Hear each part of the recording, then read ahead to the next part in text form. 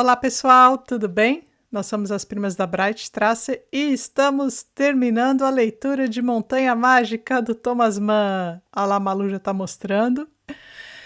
Este é o penúltimo episódio. Se você ainda não é assinante do canal das Primas, por favor, é a sua chance. Dê o clique, assine, dê o like e encaminhe o nosso vídeo.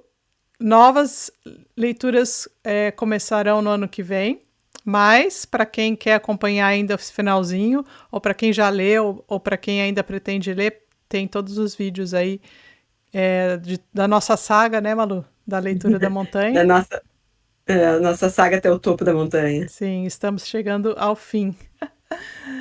Esse é o nosso penúltimo vídeo sobre o livro, sobre as metas, né? Então hoje a gente fala sobre esses três capítulos do meio da última parte. Semana que vem mais 3 capítulos, que são os 3 capítulos finais. E aí terminamos com um vídeo sobre a obra toda, Sim. que acontecerá na outra semana. Isso. E daí damos por finalizada a nossa montanha. Uhum. Vamos ter live para quem quiser. Depois, no final, nós vamos marcar de conversar.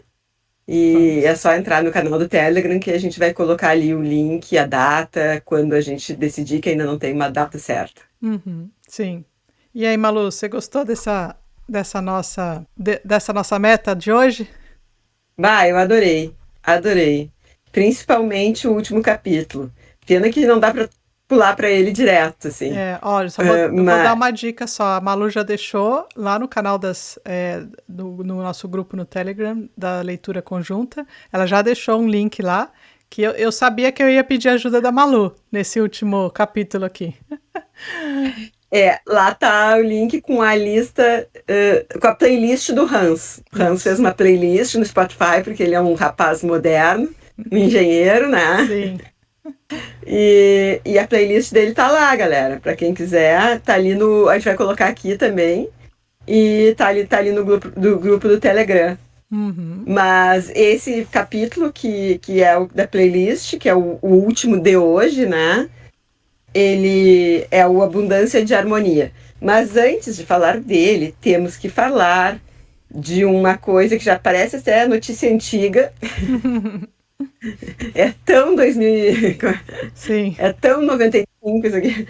É o fim do nosso querido Mynheer Peppercorn. Ou Peter Peppercorn, para quem prefere a rima como eu. Morreu. Morreu. O que tu achou desse final, Tati? Eu me surpreendi, sinceramente. Eu não achei que ele ia morrer desse jeito. Eu achei que ele ia morrer pelos caminhos da doença, sabe? Por ele ter já, né? Ele já tinha a questão da febre amarela, alguma coisa que ele pegou nos trópicos, né? Porque ele vem de um... Ele era um aventureiro aí de explorador. E ele já foi lá com alguma coisa sobre a febre, mas ele também tinha, né, a doença lá, ele tinha também... Ele foi lá para tratar também, mas já sabia-se previamente pelo Dr. Berens, acho, também pelo próprio personagem, de que ele não tinha uma vida muito mais longa. Mas eu achava que ia ser o curso natural da doença e me surpreendeu porque não foi, né, Malu? Exatamente, eu fiquei surpresa também, eu não vi aquilo vindo, né? Eu achei que, como eles estavam anunciando ali a morte dele, achei que ele ia morrer de morte morrida. Né? E Sim. ele trouxe, mais uma vez, nos impressionou, trouxe à baila aí um assunto que ainda está super em voga, principalmente na Suíça. As pessoas têm ido lá para isso, né? Sim. Agora há pouco perdemos um poeta, né? E que é o suicídio assistido, né? Seria. Sim. No caso dele, ele fez do jeito dele, né? Mas foi uma certa eutanásia. Ele se sabia doente, né? Acho que talvez ali ela soubesse, o Dr. Burns, mas não diz isso. Só diz que ele fez o suicídio, que ele providenciou tudo, né? Ele trouxe o veneno com ele, estava o tempo inteiro lá. Sim. E por algum motivo ele viu, disseram que estava chegando ao fim e cometeu o ato. Eu fiquei com a impressão, Malu, de que ele, assim, eu não sei se ele já foi lá com esse intuito, mas a cena que antecede, né, a morte dele, que é que todo mundo vai fazer o passeio na cachoeira. E eu achei muito. Eu acho que ainda tem muito mais coisa por trás, muito mais simbologia por trás dessa cena do que eu consegui captar com a minha leitura. Porque eles vão, né? Os 7 amigos, acho, que estão ali Sim. reunidos, né? Que são do sanatório, é o casal que estava ali, que estava junto, que era o Peppercorn com a senhora Xoxó, o Hans, o Vessar e o. Que eu esqueço o outro nome dele. É o Ferge. Esses saíram do sanatório e ainda pegaram o Nafta e o Setembrini para fazer o passeio na cachoeira, né, Malu? Sim. E eles foram, claro, acompanhados de muita comida e bebida, patrocinado pelo Sr. Peppercorn e por seu criado, que foi sempre junto, carregando as coisas. E eu acho que ali, aquela cena... Bom, em suma, eles vão até lá, tem muita conversa nas charretes, né? Que eu achei interessante ali enquanto eles estão indo. Só que eu achei a parte mais, assim, simbólica, que eu não consegui entender direito, talvez eu não tenha atribuído nada, é quando eles estão na cachoeira e o senhor... E eles... O barulho da cachoeira é muito forte, né? Eles não conseguem se entender, não conseguem se falar, nem entender nada ali naquele ponto. E o mais engraçado é que o Sr. Peppercorn, ele insiste que eles façam a refeição ali, e ele Embaixo da aparentemente, cachoeira. ele fala com todo mundo ali, né? Ele faz aparentemente um discurso, ele fala com todos ali, mas ninguém entende o que ele falou. Então achei isso aí, eu acho que tem muito mais por trás disso do que eu consegui descobrir, mas... Eu não consegui também saber mais disso. Eu acho que depois que ele faleceu, me veio à mente em relação a ele não... Eu achei assim, na hora que eu li, eu pensei o seguinte, ele tá de saco cheio de ouvir o Setembrini e ouvir o Nafta, ele tá de saco cheio, ele quer comer em paz sem ouvir eles, ele quer falar, mas não quer ouvir, né? Tá de saco cheio, sabe? Aquela coisa assim, não... Boa Aí depois interpretação, Malu. Gostei. Só que daí depois que ele cometeu o ato, eu me lembrei aquele Condenado do Camus, né, no Estrangeiro, que é um livro que eu gosto muito, que ele tem uma determinada fala, assim, o padre quer ir lá, dá extrema-unção para ele, e as pessoas vão lá, e ele fala uma coisa assim, tipo...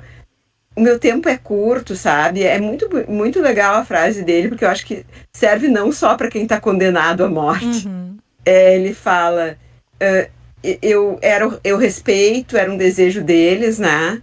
Mas eu não tinha tempo para aquilo. Eu não tinha tempo mais para me interessar pelo que não me interessava. Então, tipo assim, ele estava na cabeça já com aquilo, ele ia morrer, então ele não queria mais ouvir coisas que não eram interesse dele, assim, não queria mais perder tempo que não interessava ele queria era falar, ele queria era fazer as coisas dele, né? E se despedir em paz, assim, em paz da voz daquilo, ouvir o som da cachoeira, falar, porque ele gostava de falar, sem ser interrompido. Sim. E eles claramente ficaram muito chateados, né? Eles respeitaram, porque o cara era o anfitrião, mas não gostaram de não poder falar, porque o som da cachoeira era muito alto. Então, acho que era meio nessa, assim, não tinha mais tempo para me interessar pelo que não me interessava. Né? Reconheci que é um direito deles, era assim, eu acho a fala, mas... não tinha mais tempo. E eu acho que foi ali meio que uma despedida dele mesmo, né? Pode ser, tem razão. Eu acho que... Quer dizer, foi a minha interpretação, assim, as coisas que eu fui pensando ao longo da leitura. Mas eu não vi que estava vindo aquilo, apesar de ter, quando ele teve esse gesto, ter achado, já tá de saco cheio das conversas dele, deu um tempo. Mas não achei que ele deu um tempo... Era despedida, sabe? Sim. O que eu cheguei a pensar, assim, eu gostei muito do que você colocou, de ele estar de saco cheio das discussões ali, de querer só ter um momento de paz ali. Eu vou morrer, não faz mais diferença. Mas depois porque como foi surpresa, eu não tinha pensado nada nessa questão da cachoeira. Depois eu pensei, será que não foi ali uma despedida que ele fez, mais ou menos, das pessoas... E as pessoas não puderam escutar, mas ele pôde fazer isso para tranquilizá-lo, de que ele, entendeu? Ele saiu de dentro dele, as palavras saíram. As pessoas não escutaram, porém saíram. Então, Que depois... seriam essas palavras? Exatamente, talvez avisar o que ele iria fazer, ou agradecer sei lá, a senhora Xoxó, ou agradecer a amizade do Hans, eu não sei. Eu acho que ele falou alguma coisa de... Eu creio que ele deve ter falado alguma coisa ali que ele já pronunciava, talvez ele já falasse, olha, eu estou planejando morrer, não sei o quê. Ele tirou aquilo de dentro dele, mas ninguém escutou e ninguém pôde julgá-lo, entendeu? Antes do ato. Depois, essa foi a minha única interpretação, porém não estou satisfeita com a minha própria interpretação.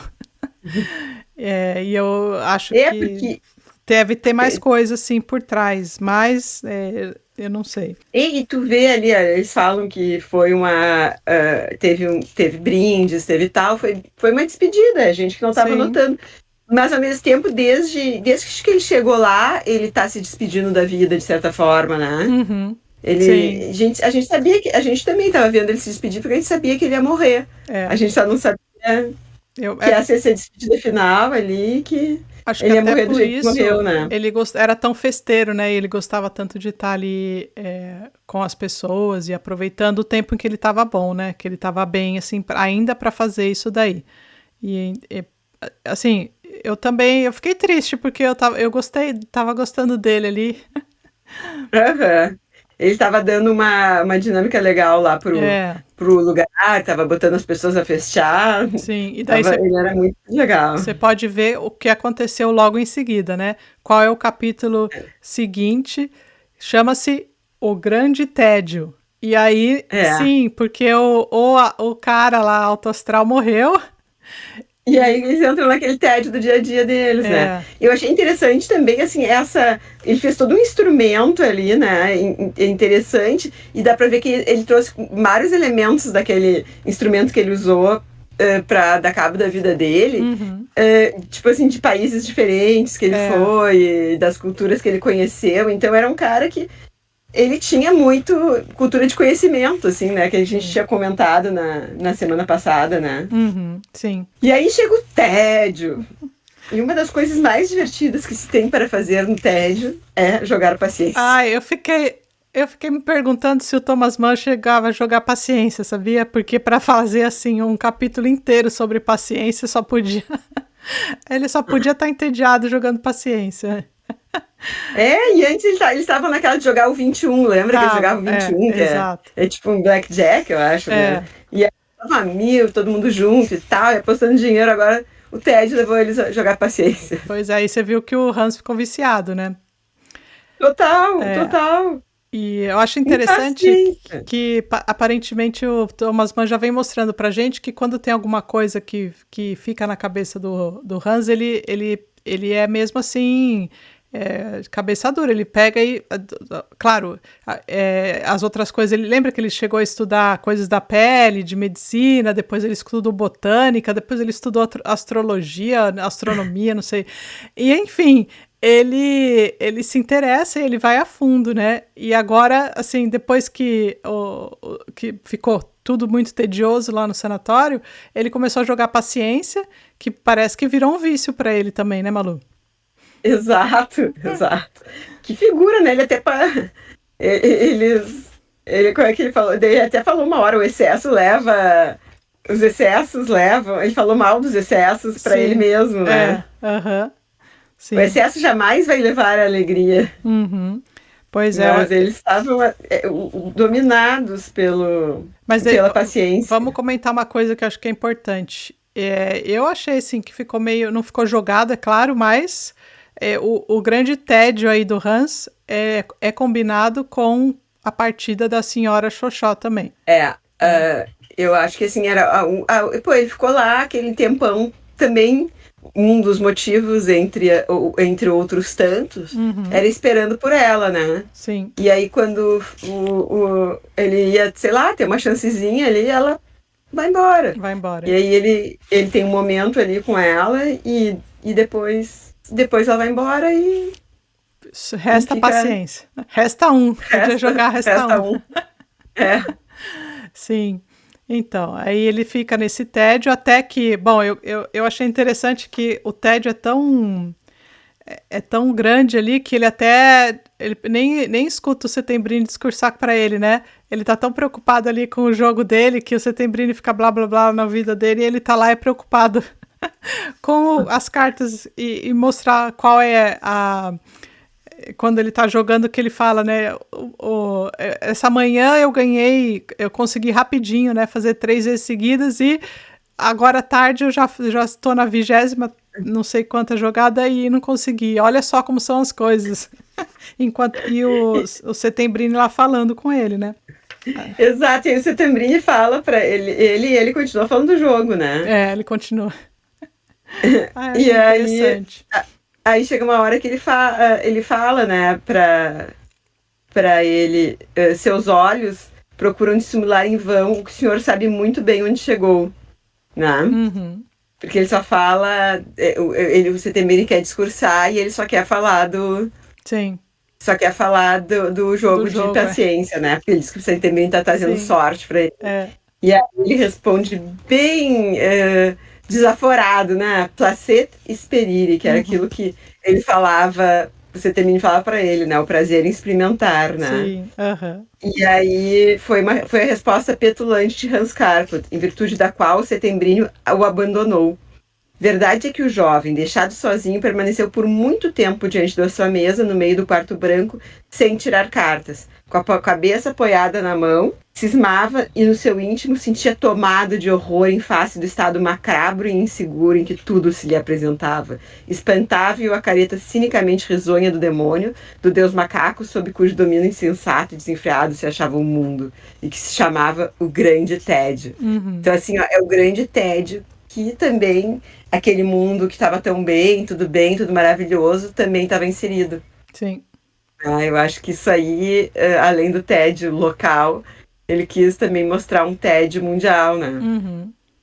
E também do próprio Hans, acho, né? Assim, interior também, porque esvaziou ali para ele, de certa forma, né? O que ele tinha ali o que ele tinha primeiro, que era o primo, depois a paixão pela Cláudia, e assim, até as discussões com o Settembrini, daí com Nafta, que eram coisas que alimentava, aí todas as coisas perderam, aqueles que não morreram, né, que foram embora, e perderam perderam a razão ali para ele, por isso o grande tédio, ele já não via mais graça nessas coisas, então é aí que entrou a paciência e tomou lugar de tudo. Exatamente, eu acho que o primeiro lugar com certeza é o tédio dele, né? Sim. Mas eu acho que que tem uma mensagem também. Sim. Tipo, agora vai vir o apocalipse, sabe? Como sim. Fala ali no segundo, logo em seguida, depois dessa parte que eu li. E eu acho que ele também, as próprias discussões do Settembrini começaram para ele não, já ouvi tudo, não tá mesmo, sabe? Ele tá tipo o Maher no capítulo anterior, sabe? Não tô mais a fim de ouvir, né? Sim. Mas e tá angustiado, né? Tá. E ele conseguiu, mas ele também tava, eu acho engraçado que ele percebe esse vício dele e o preocupa também, né? Ele tá sempre angustiado com alguma coisa, né? Aí, a juventude. Eu acho legal que o último capítulo aqui que eu achei que foi muito bom, foi muito, muito legal. E veio a salvar aí o tédio do nosso amigo Hans, né? Mas antes, eu acho de começar, só mais uma coisa que eu queria falar contigo. Que loucura a experiência que eles fizeram. Duas coisas, na real. A gente vê que o Hans tá chegando, ele já tá lá há muito tempo, então ele já tá com status maior, ele agora senta na mesa dos russos distintos, né? Porque essa dinâmica, desde o primeiro capítulo, ele apresenta a dinâmica das mesas da refeição, né? Então agora ele já tá assim, tipo, no pódio.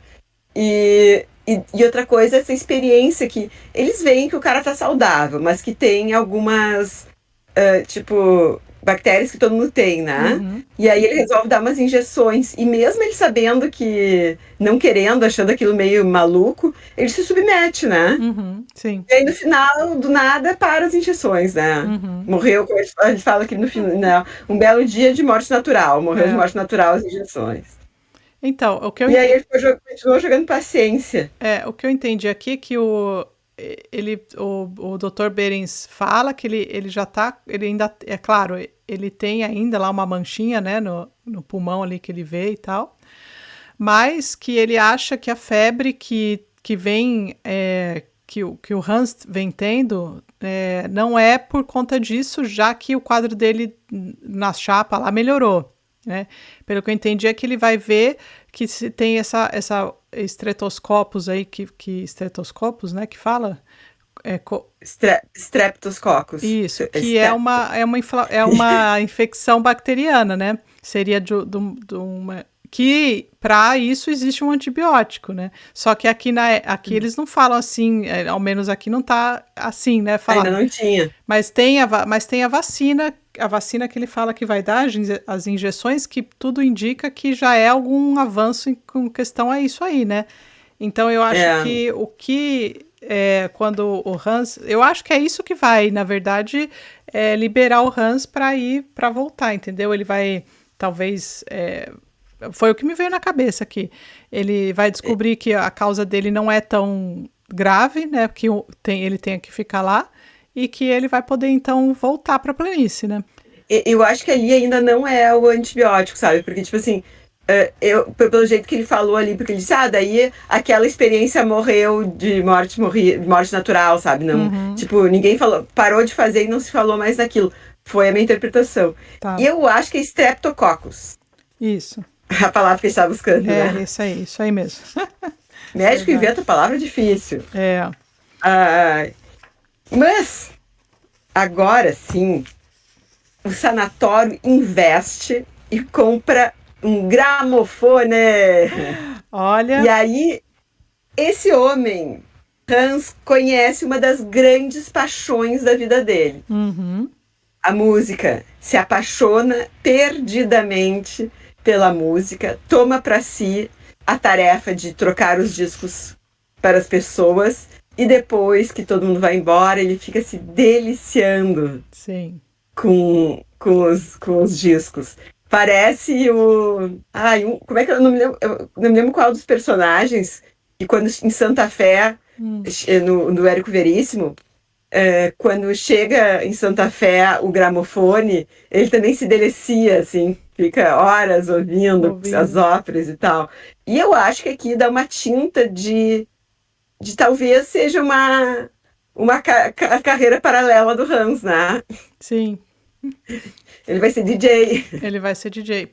Pior não, né? O melhor de tudo é que a gente tem uma bela de uma pincelada do Thomas Mann de conhecimento e apresentação. Eu acho que a Malu, a gente já falou no começo do vídeo, mas já colocando agora aqui no lugar certo, a Malu mandou uma lista no Spotify pra gente que tem a ver com esse capítulo aqui, porque ele enumera, né, o Hans faz uma própria lista dele, né, de preferência ali dele, e tem de várias óperas, e ele escuta, e para cada uma ele vai falando aqui, meio que vai falando o que se passa na cabeça dele, né, e tal, e eu acho que faz muito sentido ler essa parte e escutar em seguida as músicas, né, porque... As músicas, gente. Só faz sentido, assim, claro, dá para ler sem escutar, mas eu acho que... Mas enriquece muito, enriquece muito a leitura para sentir, porque aquele negócio, assim, aquela arte que a gente sente. Sim. Como ele fala, em determinado momento, ele fala assim, sobre a música, eu acho que, não sei, eu acho que é nesse capítulo que ele diz que a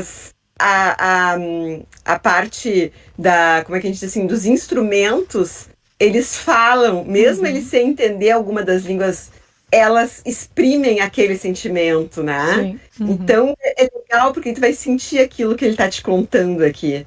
Sabe que me lembrou muito meu pai. Meu pai era louco por ópera e eu sempre falo muito dele. Mas a gente assistia as óperas, e uma das primeiras óperas que ele nos levou foi justamente a Ida. Essas que ele fala que são umas óperas bem clássicas, e tem várias aqui que o pai nos levou quando nós éramos ainda crianças. E ele achava que não tinha muita idade, que a gente podia ver essa desgraceira. Hoje em dia eu vejo os animes, que é tudo uma desgraceira, e penso que ele tinha toda a razão. Sim, sim. Aí, guria, ele falava muito isso, assim, até a gente ficava com vergonha, porque ele falava no meio do teatro, as pessoas mandavam ele calar a boca, sabe? Faziam psh pra ele. Olha, agora ela tá levitando de amor. Olha, isso é muito bonito, isso eu não sei o quê. Sabe, tinha esse entusiasmo pelo negócio, sabe? De dizer, olha, o que tá acontecendo, ela tá transcendendo. É um amor tão maravilhoso, assim. Sim.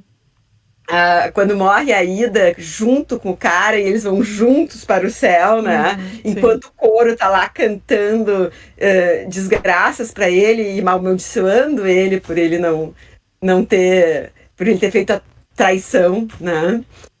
Mas, gente, uma coisa que... Deixa eu até pegar aqui. Tem um livro que eu acho que vale muito a pena para quem se interessa sobre esse assunto. É um livro que ele tá esgotado, mas que ele tem vários... facilmente de encontrar nos sebos, ó. Que é o Cobb, o livro completo da ópera. Daí, tipo, tu quer saber a história da ópera X, vai ter aqui, ó. Começa antes de 1800, eu acho que eu já mostrei alguma vez aqui.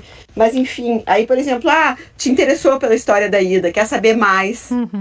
E aí é só entrar aqui e ler. Tem tanto os como é que eu diria, assim, os libretos, assim, uma resumo do que quer dizer cada uma, a história de cada uma, né? Tem algumas óperas, acho que Fausto, que ele cita aqui, ele cita o Fausto do Gounod, mas eu acho que tem outros Faustos. E sempre o Fausto é baseado na primeira parte do Fausto, que é o Mestre e a Margarida. Sim. Nunca, aquela segunda parte nunca é tão maluca que nunca conseguiram fazer nada. Mas já tentaram, se eu não me engano, tem alguma. Eu vou pesquisar isso do Fausto melhor. Mas o Fausto, acho que é a última que ele fala aqui, e ele fala durante pouco tempo dela. Mas ele fica assim, ó. Primeiro eu acho muito engraçado que quando ele tá dando de DJ ali pra galera, ele fala do tango. Sim. Diz que as valsas vienenses vão parecer a dança da vó perto do tango. Sim. Bom, disse o funk hoje, ele ia enlouquecer, né? Sim. Ele ia falar... E aí ele começa com Barbeiro de Sevilha, né? Que é muito legal. E quem assistiu os desenhos do Pica-Pau vai se lembrar que tinha um cara, que até que esse cara é barbeiro, que ele cantava Figaro. Era muito bom. E aí ele vai e fala sobre a Traviata. Ele fala sobre os contos de Hoffmann. Eu marquei aqui um por um do que ele vai falando, né? Sim. Aí ele vem com essa que eu não conheço, a área Wolfgang von Eisenbach, da ópera Tannhauser, que é alemã, tem óperas alemãs maravilhosas, eu conheço pouco de ópera alemã. O meu pai era mais Settembrini, assim, né? Ele tinha uma cultura italiana, ele puxava pro dele. Mas ele falava, a gente não entende nada, mas esse negócio da música fazia entender. E, claro, ele, né, conhecia as histórias, né? Então é legal quando, tu vai assistir uma ópera, lê antes sobre a história, porque aí a música, de repente, tu não conhece a língua. Tipo, em alemão eu não vou entender nada. Mas eu sei que naquele momento é a cena de amor, aquele momento, e aí a vibração da música. Mas, assim, eu fiquei impressionada. A Ida, ele fala umas 4 páginas só da Ida, né? Fala. E sobre o caso de amor. Então eu acho que essa coisa do amor e da... Tipo, ele tinha falado muito, né, do Tristão e Isolda. Sim. No início já ele vinha falando de Tristão e Isolda, né? Então amor e morte, né? E isso é bem operístico e bem dessas óperas que ele cita, né? Sim. Aí ele vai pro Barbeiro de Sevilha, que é outra ópera engraçada. Não, vai pro Rigoletto, né, que é outra ópera, tipo a Barbeiro de Sevilha, né, que eles chamam, não é uma tragédia, né, não sei, chamam uma opereta, chamam alguma coisa. Vai pro... A Carmen é lindo, ele traz aquela parte, como é bela a vida errante, o universo por país, tua vontade por lei, e sobretudo aquela coisa inebriante que é a liberdade, é um êxtase aquilo. Então, ouçam, e até eu vim aqui, ó, em homenagem, eu vim com a camiseta. da Carmen, ó. Aham.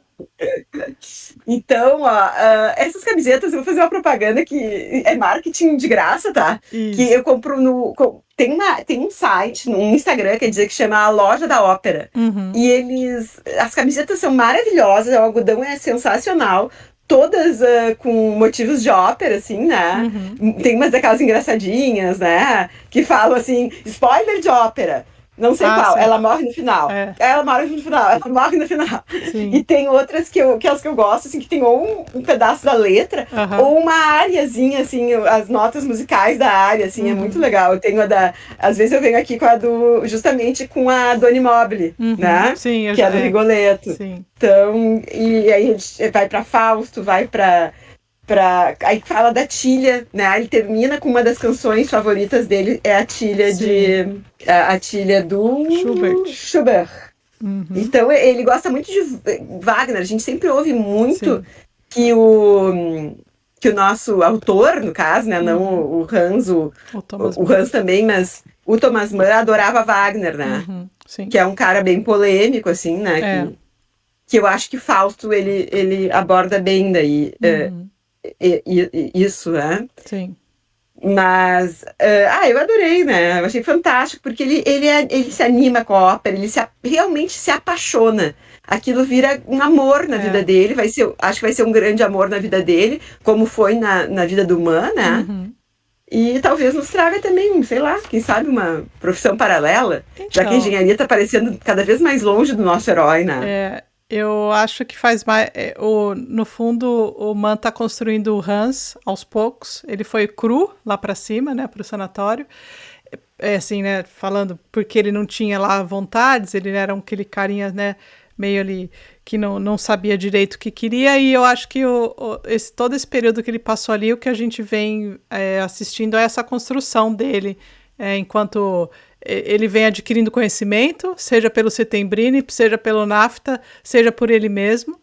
Ele vem adquirindo sensibilidade, ele descobriu o que é o amor ali com a Cláudia, né? Ele vem descobrindo Exato. compaixão de estar ali com as pessoas, vendo que as pessoas estão à beira da morte, outras morreram ali com ele, e eu acho que e agora essa sensibilidade musical aqui que o Man coloca pra gente dessa relação que o Hans constrói com os discos, né, que ele tá ali cuidando, e eu acho que tá ficando muito bonito. Eu acho que o personagem só pode no final sair uma coisa boa, assim, uma coisa que a gente vai se apaixonar pela história e pelo caminho que ele fez, né? É. Né? E eu acho que ele. Outra coisa que, assim, o caminho dele foi muito.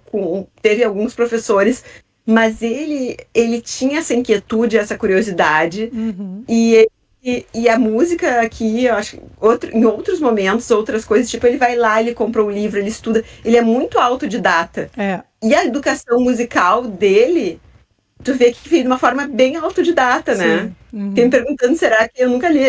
Eu agora teria fim de ler a biografia do Thomas Mann. Sim. Será que ele também foi. A música foi uma paixão dele? Ou foi uma paixão de família, assim, Uhum. tipo, Sim. os pais dele gostavam e passaram para ele, né? Uhum. Eu acho que alguma coisa que eu já li é de que eu não sei se ele tocava ou a mãe dele tocava um piano, alguma coisa instrumental, menos assim, dessa coisa da música estar presente na família. Eu acho que isso era meio que já era. Já era da família Da dele. família, ou assim, das famílias que tinham, das famílias que tinham destaques, né? As famílias tinham essa cultura já. Mas enfim, eu também estou com curiosidade, quem sabe é uma Eu leitura acho que aí. sim, eu acho que tu tem toda a razão, porque principalmente as famílias. Elas frequentavam, né, Fazia parte, na verdade, da e tinha vida, uma né? cultura musical em casa, né, tipo, eles tinham Isso, piano em casa, essas isso. famílias alemã, italiana, todas tinham uma cultura, É, claro, as mais, tipo, a família dele, né, porque a família dele era tipo os Buddenbrook, né, eles eram super sim, ricos e tal. isso, Sim. Inclusive a Eu família tenho ficou que pé da vida com ele, né, quando ele escreveu, porque parece que tem muito da família lá na história também. da família. Inclusive nossa. Inclusive as primas da Bright Strasse estão É, lá, devem estar brabas com uma. sim. Com certeza. Mas eu achei muito legal, e achei legal assim, o entusiasmo dele também pela tecnologia, porque o Hans se educou graças a... Eram os discos, e ele ia... Aquele... Tu vê, ele tava lá no meio do nada, chegou aquele gramofone e ele Sim. fez toda uma... E ele fez toda uma descoberta e uma educação musical linda, né? Sim. Não, eu achei muito legal, muito legal. Gostei, Tati, que tu se lembrou que eu ia adorar dessa vez. Eu tinha certeza, eu falei, depois eu acho que a Malu vai trazer. Eu fiquei feliz com o link lá que você achou, que você compartilhou com a gente, porque eu não tinha procurado assim, eu procurei por cada uma e aí eu não tinha achado a lista, entendeu? Não, tu sabe que eu tava montando uma playlist, sabe, no Spotify, assim. Primeiro eu anotei, eu li primeiro no Kindle, né? E aí eu sublinhei ali. Aí depois eu fui passando pro livro as minhas anotações, que eu gosto muito de ir relendo o livro e passando as minhas anotações. Aí eu peguei meu caderninho, e aí eu já tinha colocado. No capítulo eu anotei todas e comecei a fazer a playlist. Mas não pode ser, óbvio que deve ter a playlist do Hans, né? Então. Aí, claro, fui catar, hoje em dia tem tudo. Tem tudo. É impressionante, assim. A gente tem que aproveitar pro bem, né, essa tecnologia que a gente tem, pra gente ver que, Exato. Olha só o que a gente acha, né? Fazer o que o Hans fez. Sim. Né? O Hans pegou aquilo ali e o aparelho musical e se educou com aquilo. E a gente pode fazer isso o tempo inteiro na internet, né? Só usar bem. Não precisa usar só pras bobagens. Sim. Também, de vez em quando tudo bem, né? Mas... Claro, a bobagem é bem-vinda, né?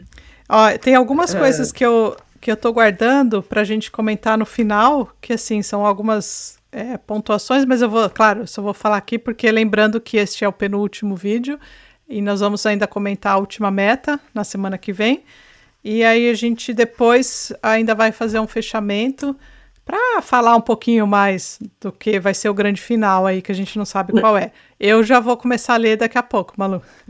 Eu também. Hoje de noite eu vou chegar em casa e terminar. Então a gente se vê na próxima semana para concluir o livro e ver o que vai acontecer. E vamos deixar vocês hoje com uma área aqui de final. Vamos. Tá? Divirtam-se. Tchau.